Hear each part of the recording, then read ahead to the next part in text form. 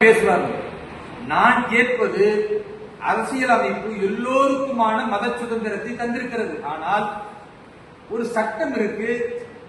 பள்ளி வளாகத்திற்குள் செல்லும் பொழுது மத அடையாளங்கள் இருக்கக்கூடாது.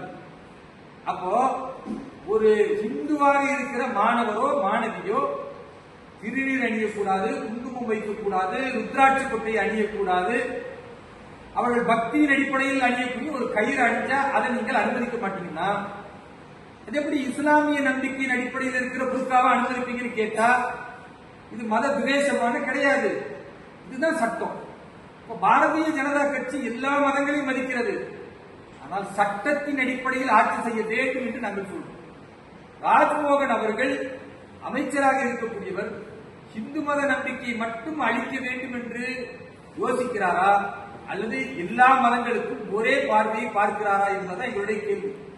ஏன்னா திமுக கடந்த காலத்தில் கடந்த 2-3 வருடமாக திருப்பரங்குன்றத்துடைய தீபத்துவம் விஷயத்துல இந்துக்களுடைய மனதை எப்படி புண்படுத்தியதோ, இந்துக்களுடைய உரிமையை எப்படி நாசமாக்கியதோ அதைத்தான் நாங்களும் செய்வோம். கடந்த 2 வருஷத்துக்கு முன்னால் என்ன நடைமுறையோ அதை நாங்கள் திரும்பவும் செய்வோம்னு இன்றைக்கு மதுரையில் இருக்கிற அமைச்சர் பேசுறார் நிர்மல்குமார். நாங்க என்ன கேட்கிறோம், 2 வருஷத்துக்கு முன்னாலதான் இந்துக்களுடைய பண்பாடா?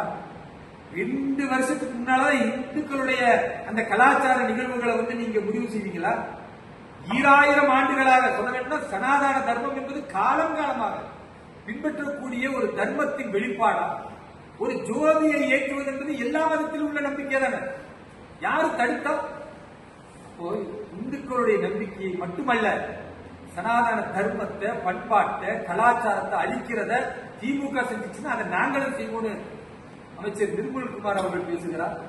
இன்றைக்கு அதே மாதிரி அமைச்சர் ராஜ்மோகன் பேசுகிறார் என்றால், நீங்கள் திமுகவுடைய கைக்கூலியாக, பினாமியாக அதே கொள்கையை சொல்வீர்கள் என்றால் அப்புறம் என்னத்தை மாற்றம் கொண்டு வரன்னு சொன்னீங்க? மக்களுக்கு ஏமாற்றத்தை கொண்டு வருவீர்கள். எங்களை பொறுத்தவரை எல்லா மதத்தையும் ஒரே பார்வையாக பாருங்கள். எல்லா விஷயங்களையும் சட்டத்தின் அடிப்படையில் செய்ய வேண்டுமே தவிர சட்டத்திற்கு புறமாக விதிவிலக்காக நீங்கள் செய்தால் பாரதிய ஜனதா கட்சி அதை கடுமையாக எதிர்க்கும்.